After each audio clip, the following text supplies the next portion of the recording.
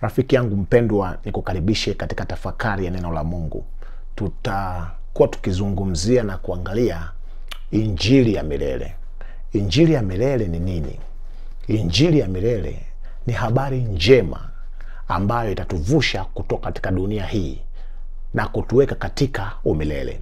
Ni habari njema ambayo inatupa uhakika wa ushindi, inatupa uhakika wa maisha tukiwa hapa duniani, lakini na zaidi yale maisha yajayo ambayo Mungu anatuandalia, na maisha hayo hatuyasubiri baadaye, tunaanza kuyaishi tangu tukiwa hapa duniani.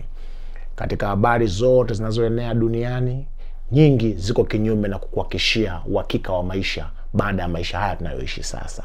Lakini katika siku hii ya leo, nikukaribishe mpendwa mfuatiliaji wa habari hizi njema za hapa Patakatifu Media, popote ulipo ulimwenguni.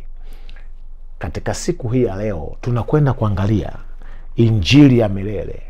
Kwa nini Yesu alikuja duniani?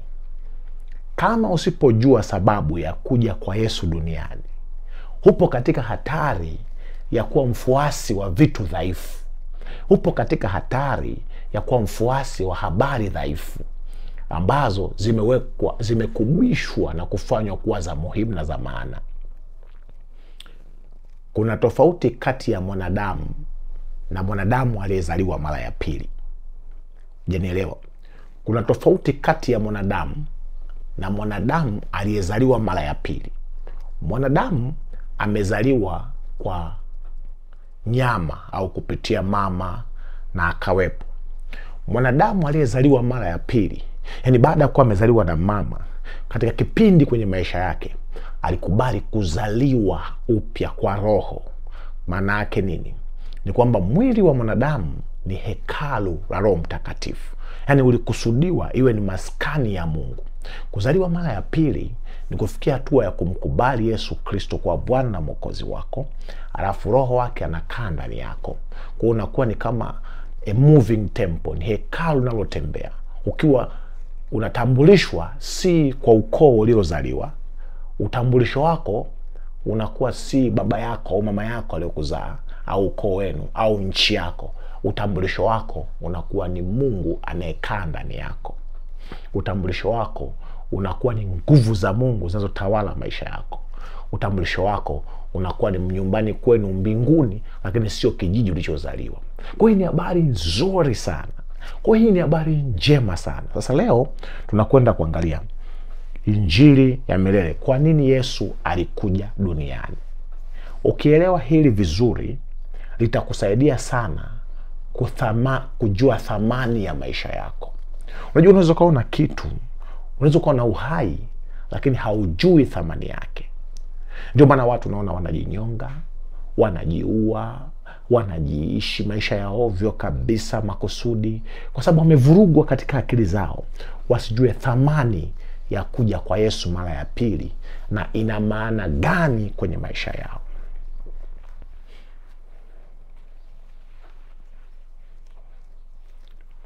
Kitu cha thamani kabisa katika dunia hii ni wokovu ulioletwa na Yesu. Mwanadamu aliyezaliwa mara ya pili ni mwanadamu aliyetambua wokovu ulioletwa na Bwana wetu Yesu Kristo. Na unapompokea Yesu Kristo kwa Bwana Mwokozi wako, wewe unafanyika kuwa mtu aliyezaliwa mara ya pili. Anaitwa purchased possession. Ni mali iliyonunuliwa kwa thamani kubwa sana. Leo tunataka tuangalie kwa nini Yesu aje duniani. Katika kitabu cha Petro wa kwanza 1 mstari wa 18, maandiko yanasema, nanyi mfahamu ya kwamba mlikombolewa si kwa vitu viharibikavyo, kwa fedha au kwa dhahabu, mpate kutoka katika mwenendo wenu usiofaa mlioupokea kwa baba zenu. Anasema nanyi mfahamu ya kwamba mlikombolewa. Neno lilotumika hapo kombolewa ni redemption. Redemption maana yake ni buying back. Ni kuchukua kitu chako ambacho kilikuwa kimechukuliwa, ni kurudishwa tena kwenye mfumo ambao ulikuwa umetolewa kwenye huo mfumo. Yesu alikuja mara ya pili, alikuja duniani mara ya kwanza kwa ajili ya kufanya kitu kinachoitwa redemption. Mwanadamu aliumbwa akiwa connected na Mungu, akawekwa katika bustani ya Eden aweze kuenjoy maisha.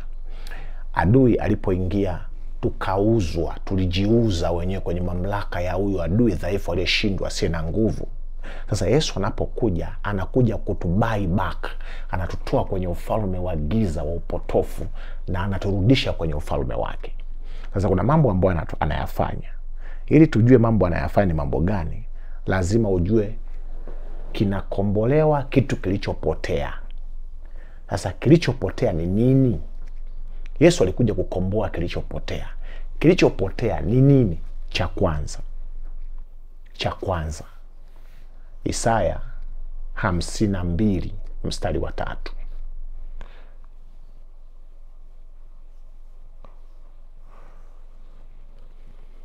Maana Bwana asema hivi, mliuzwa bure, nanyi mtakombolewa bila fedha. Kilichokombolewa na Yesu katika msalaba wa Kalvari, moja, cha kwanza ni wewe na mimi, ni mtu. Anasema tuliuzwa bure, lakini tutakombolewa bila fedha. Bila fedha maana yake nini? Thamani ya kukombolewa kwetu ni kubwa sana kuliko kiasi chochote cha shilingi. Yaani chukua dhahabu zote zilizopo hapa duniani, chukua dola zote, chukua yuan zote, chukua fedha za dunia zote, unganisha, weka kwenye kikapu kimoja, hazitoshi wala hazilinganishi wala hazifai, hazina hadhi ya fidia, hazilinganishwi na bei ya kukombolewa kwako. Kwa jambo la kwanza, Yesu amekuja hapa duniani kukukomboa wewe kama wewe, kutoka katika uharibifu, kutoka katika njia ambazo zitapeleka katika maumivu ya maisha yako.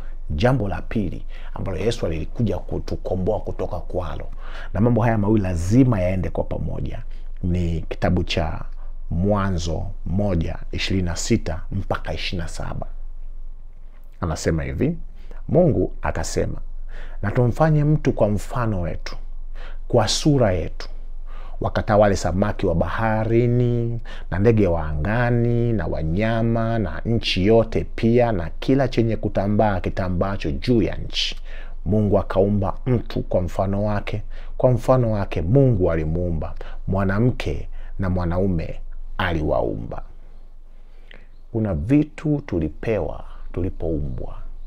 Jambo la kwanza, sura ya Mungu. Dhambi imefuta asili ya uungu, sura ya Mungu ndani ya mwanadamu.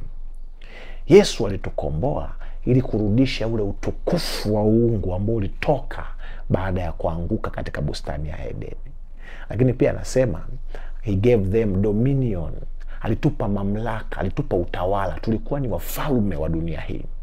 Yesu alitukomboa ili kuturudishia ule ufalme ambao tulipewa na Mungu tukiwa hapa duniani. Tunaanza sasa, huku tunasubiri maandalizi ya dunia nyingine nzuri ambayo Mungu ametuandalia, tukatawale katika ubora ambao hakuna vilio, hakuna machozi, hakuna kuumia, hakuna maumivu ya mgongo, hakuna kusalitiana, ulio bora na safi.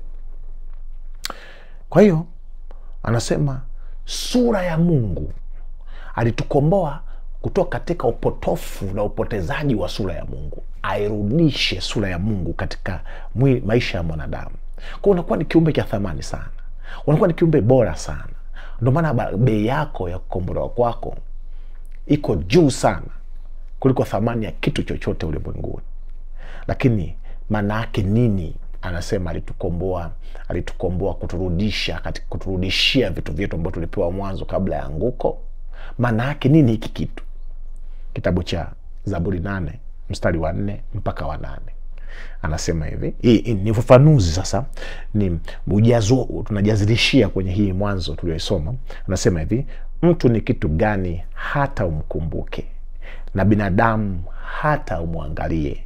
Umemfanya mdogo punde kuliko Mungu, umemvika taji ya utukufu na heshima, umemtawaza juu ya kazi ya mikono yako, umevitia vitu vyote chini ya miguu yake, kondoo, ng'ombe, wote pia, na wanyama wa kondeni, ndege wa angani, na samaki, na bahari wa baharini, na kila kipitacho njia za bahari. Kila kitu kiliwekwa chini yako. Tulipoanguka katika kitabu cha Mwanzo 3, tulipoteza vitu hivi. Yesu alikuja kutukomboa, turudishiwe kwanza hadhi yetu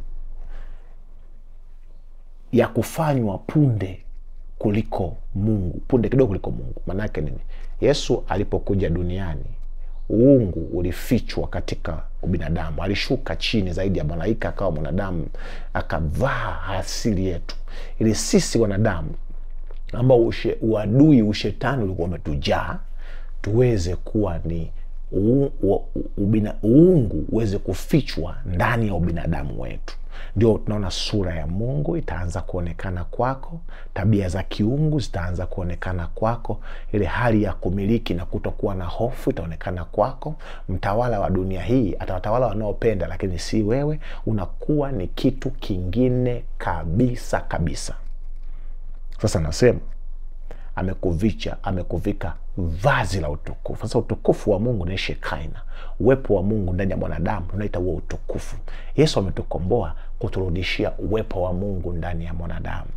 Lakini na heshima, mtu asiye na Mungu hana heshima.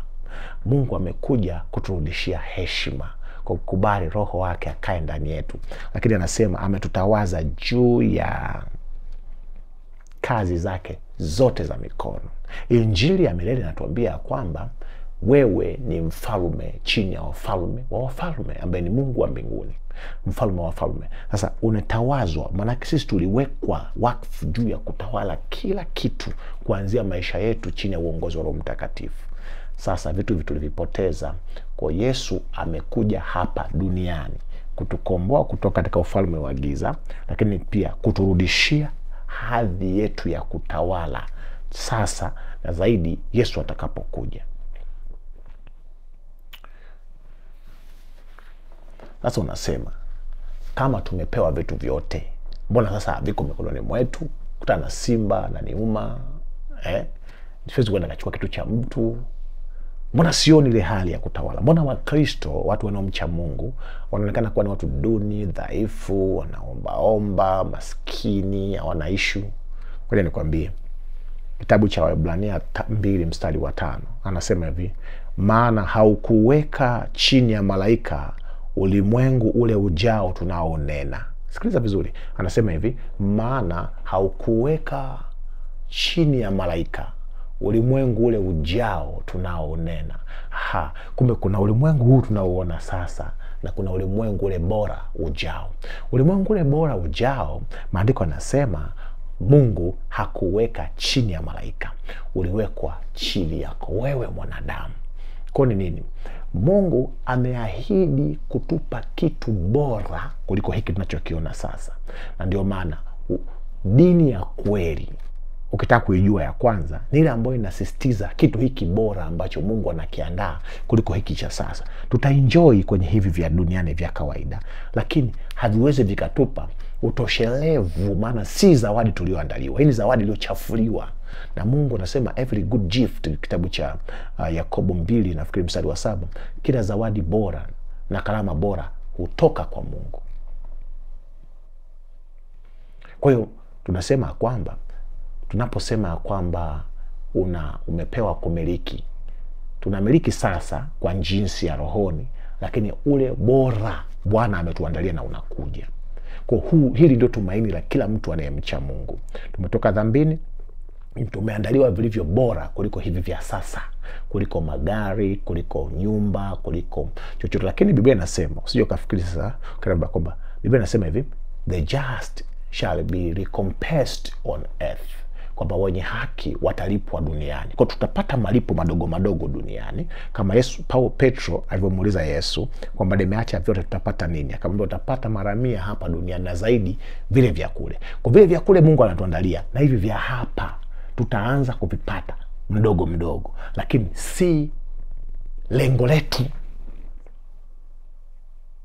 Na ndio maana watakatifu wa kitabu cha Waebrania 11 wanasema kama wangeliviangalia hivi vya hapa, wasingeiona ile, wangeiacha ile ahadi. Kwa hiyo nikwambie, kinachoanza ni ile ahadi bora ambayo Mungu ametuandalia. Alafu hivi vingine tunavienjoy tu kama ni catalyst, kachumbari na vikolomboizo vya kutupelekea tupate kile bora ambacho Mungu ametuandalia.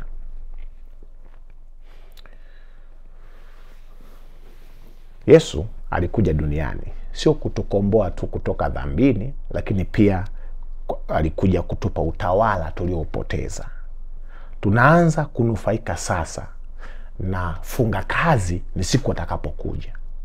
Kitabu cha Isaya 45:17 mpaka 19. Bali Israeli wataokolewa na Bwana kwa wokovu wa milele. Ninyi hamtatahayarika wala kufadhaika milele na milele. Maana Bwana aliziumba mbingu akasema hivi, yeye ni Mungu, ndiye aliyeiumba dunia na kuifanya, ndiye aliyeifanya imara, hakuiumba ukiwa, aliumba ikaliwe na watu. Mimi ni Bwana wala hapana mwingine. Sikusema kwa siri katika mahali pa giza, sikuambia wazao wa Yakobo nifuateni bure. Mimi Bwana nasema haki na nena mambo yaliyo ya adili. Mungu ana maadili kuliko kiumbe chochote. Kwa sababu ni ana maadili, asemi vitu vya kuungaunga. Jambo la kwanza anasema ameiumba dunia ikaliwe na watu. Kama utakufa, utapata ajali, kama utaugua, kama utapigwa risasi, manake utakufa. Haukuumbwa ili ufe, uliumbwa ili ukae katika dunia. Imeumbwa dunia ili ikaliwe na watu. Sasa hii imeshachafuka, watu hawakai, wanakufa, wanauana, kuna vita, majanga, mabalaa, manjaa. Manake nini? Mungu ametuandalia kilicho bora kuliko hiki. Kwa unapokuwa naishi sasa, Biblia inasema Mungu sio mwongo, ni mwadilifu sana. Akisema kitu chake lazima kitokee. Lakini pia anasema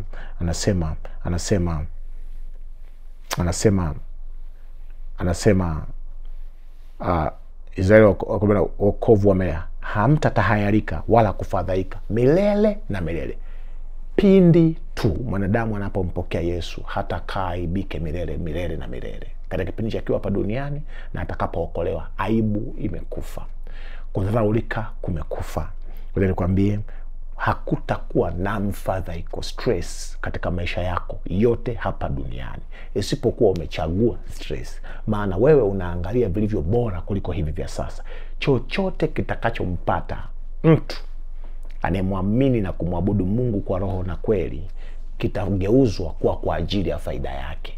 Hata kama ni machungu yatageuzwa kuwa baraka kwa ajili yake. Watu wanaweza kaona uchungu unapitia kwenye maisha yako, lakini wewe unaiona baraka katikati ya uchungu, kupungukiwa na kuishiwa, au hali ambayo kimsingi tafsiri ya watu wasio na Mungu ni kwamba wewe unaumia. Lakini kimsingi mwisho wa siku watagundua ya kwamba, watamtukuza Mungu ya kwamba alichokisimamia huyo mtu ni bora kuliko kitu kingine. Na kitu bora kuliko vitu vyote ni habari njema ya injili ya milele.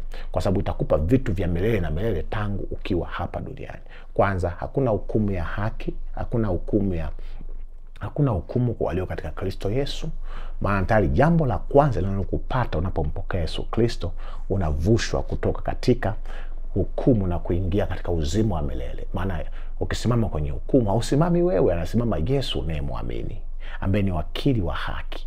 Lakini jambo lingine ambalo nataka tujifunze katika siku ya leo, utagundua package ya wokovu wetu sio kwa vitu tu vya sasa, lakini pia kwa vitu vijavyo. Na hii ndio habari njema ya Mungu isiyoweza kupingwa mahali popote kwa mtu anayeiamini. Lakini sasa kuna kitu kingine ambacho utakipata ukiwa hapa duniani kama sehemu ya manufaa ya Yesu kuja duniani, kama sehemu ya manufaa ya kumwamini Yesu kuwa Bwana na Mwokozi wako. Kinapatikana wapi? Kitabu cha Waebrania 6:5.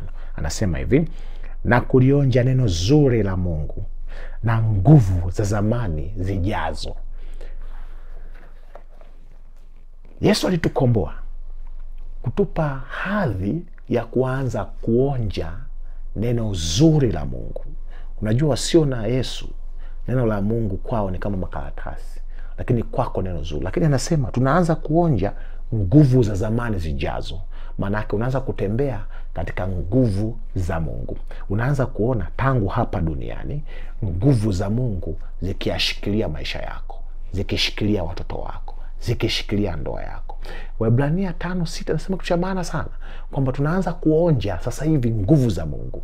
Tunaanza kuonja sasa hivi uzuri wa neno. Mbinguni kule ndio shamla iliyo kamilifu ya uzoefu wa nguvu za Mungu, uzoefu wa uzuri wa neno la Mungu. Kwa habari ninazokuletea si za kubabaisha, ni habari zilizonyooka, ni habari zenye adili ya viwango vya juu, ni habari zenye manufaa kwa maisha yako, kwamba Yesu alitukomboa tuanze kufaidi sasa nguvu za Mungu, uzuri wa neno la Mungu. Maana yake nini? Neno la Mungu limejaa ahadi ambazo maandiko yanaziita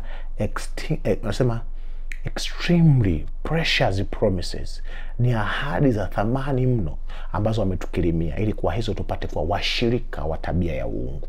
Maana yake nini? Maana yake tuanze kuenjoy mambo ya mbinguni tukiwa hapa duniani, lakini tunaanza maandalizi ya kupokea vilivyo bora kutoka mbinguni. Kwa picha ya manufaa ya kuokolewa na Yesu, ya yale bora ambayo ameandaa kuliko haya ya sasa, haipaswi kufutika kwenye kichwa cha mtu wa Mungu. Mtu mwenye picha halisi ya sura ya Mungu kwenye maisha yake, picha halisi ya kile ambacho Mungu ametuandalia, hanyanyasiki, hababaishwi na chochote kinachoendelea hapa duniani, wala kadhambi na kaadui si sehemu ya maisha yake. Mwisho niseme nini basi? Yeye Bwana aliahidi kutupa kila kitu. Anaanza kutupa sasa na zaidi katika ufalme ujao. Nabii Danieli alionyeshwa mambo haya, maandiko yakaandika katika kitabu cha Danieli 7 mstari wa 27. Nasema, na ufalme na mamlaka na ukuu wa ufalme chini ya mbingu zote watapewa watu wa watakatifu wake aliye juu. Ufalme wake ni ufalme wa milele, na wote wenye mamlaka watamtumikia na kumtii. Jambo la kwanza, Bwana ameshatupa ufalme. Ameshatupa ufalme. Maana anasema ufalme wako uje. Ufalme wa Mungu, moja, unakaa ndani yetu. Mbili, atakapokuja kuvunja hii dunia na kuifuta na kutengeneza bora kwa ajili yetu, tutakuwa ni wafalme chini ya yeye mfalme wa wafalme. Tunaanza sasa, yani mambo ya Mungu yote aliyoyaahidi tunayaanza sasa na kuyaenjoy katika udhihirisho atakapokuja mara ya pili. Kwa nasema hapa, na ufalme na mamlaka na ukuu chini ya mbingu watapewa watakatifu aliye juu. Ufalme wake ni wa milele. Je, kuna mfalme yoyote anatangaza kuwa mfalme wa maisha yako? Kuna mamlaka yoyote ambayo inasema ina mamlaka juu ya maisha yako?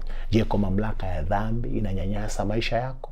Kwa mamlaka ya majini na nguvu za giza zilizoshindwa na kunyang'anywa nguvu zake, eti ndio zinaendesha maisha yako na kukutisha? Mamlaka za kishirikina, mamlaka za kibinadamu? Nina habari njema kwako. Yesu ameshatupa ufalme wake tangu sasa. Unapompokea Yesu kwa Bwana Mwokozi wako, unahamishwa. Anasema, Biblia inasema akatuhamisha kutoka katika ufalme wa giza na kutuingiza katika ufalme wa nuru wa utukufu wa Mwana. Je, unaponisikiliza sasa, unaishi chini ya ufalme upi? Unaishi chini ya mamlaka ipi? Ukiwa kwenye mamlaka ya uungu na mamlaka ya Yesu na ufalme wake ukakaa ndani yako, wakati unaongojea ufalme wa udhihirisho utukufu wa ajabu ambao unakuja na dunia mpya, hakuna mfalme atakayekuwa juu yako. Hakuna usultani, hakuna mamlaka, hakuna nguvu, hakuna giza, hakuna sijui vishetani, vidudedude hivi vitakavyokuwa juu yako na mambo yako, na wale utakaowatamkia wote, hakuna kitakachokuwa juu yao. Kwa hiyo unakuwa si mtu wa kawaida. Na huyu ndio Mkristo, ni mtu ambaye anaishi chini ya ufalme wa Mungu. Ayubu anasema shetani analaumu, umemzingira na ukigo. Mungu anakuzingira maisha yako na ukigo. Baraka za Bwana zinakuwa juu yako. Nguvu za Mungu zinafunika maisha yako, na hauwe mtu wa kawaida tena. Je, unasema, na mimi nataka kuwa mtu wa namna hii? Sitaki kuwa Mkristo mchovu ambaye sijitambui. Nataka kuwa Mkristo ambaye ninaanza kufaidi yale mambo yangu ambayo Mungu ameniandalia kama Petro mara 100 hapa duniani, na zaidi yale kule nene achukue. Halafu haya mambo ya ufalme mwingine siyataki. Muziki yake, sijui nyimbo zake, watu wake, ushawishi wake, hauwezi kukaa kwenye akili ambayo inauona ufalme wa Mungu na utukufu wa dunia mpya ambao amemwandalia kwenye moyo wake. Lakini unasema, maisha yangu, sura ya Mungu imefutika kabisa, utukufu wangu umepukutika na sioni thamani ya Ukristo wangu. Ninataka huu ubora ambao mtumishi wa Mungu umeusema. Unasema nataka viwango hivi ambavyo umevisema. Nataka kuona Bwana akiwa mtawala wako. Nataka kuona nguvu za Mungu na uanze kuona nguvu za zamani zijazo zikianza kutenda kazi kwenye uchumi wako. Unasema nataka kuona nguvu za zamani zijazo zikianza kutenda kazi kwenye future yako, kwenye miradi yako, kwenye familia yako, kwenye madeni yanayokusumbua. Unataka kuona nguvu za zamani zikifanya kazi kwenye afya yako. Basi Mungu akutendee.